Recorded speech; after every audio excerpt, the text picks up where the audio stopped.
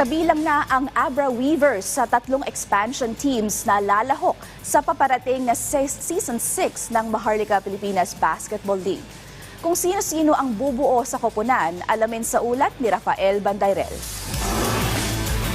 Sa muling pag-arangkada ng Maharlika Pilipinas Basketball League, tatlong bagong koponan ang makikipagtagisan sa aksyon. Isa na riyan ang Abra Weavers na nakabase sa munisipalidad ng La Paz sa lalawigan ng Abra.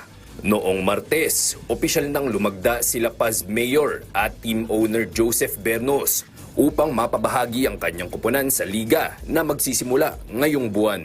Natitiyak si Mayor Bernos na ikatutuwa ng mga basketball fans sa La Paz ang pagkakaroon ng sariling koponan.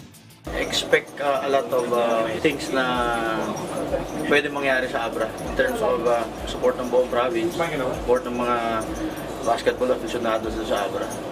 Pinaghalong puwersa ng mga veteranong professional players at ilang homegrown talent ang babandera para sa Abra. Kabilang na riyan ang dating PBA players na sina Mac Talio, Prince Caperal, GP Faundo, Wendell Comboy at ang NCAA Season 99 Most Valuable Player na si Clint S. Camis. Kaya naman, naniniwala si Head Coach Jonathan Banal na kahit bago pa lamang sila sa liga, ay kayang-kaya nilang gumawa ng ingay. Expect nyo na Abra will be competitive this coming season. I think we just need to play defense because offense will come.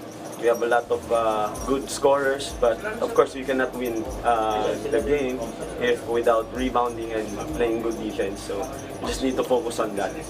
Bukod sa Abra, may dalawa pang expansion teams mula sa norte ang madadagdag sa Season 6. Yan ay ang Pangasinan Heatwaves at ang Tarlac United Force. Naniniwala si Commissioner Kenneth Duremdes na isa itong sinyales na patuloy ang paglago ng basketball sa iba't ibang bahagi ng bansa. Ang development ng basketball ngayon is papuntang north. No, nakikita natin based na dun sa mga expansion teams natin. Before kasi ng mga time natin, alam mo yung basketball puro south eh. So parang nagsishift na into north na yung mga basketball talents na ikita naman natin. Sa Sabado, ika-6 ng Abril ang Season 6 opener ng MPBL na idaraos sa Calasiao Sports Complex sa Pangasinan. Rafael Bandayrel para sa Pambansang TV sa Bagong Pilipinas.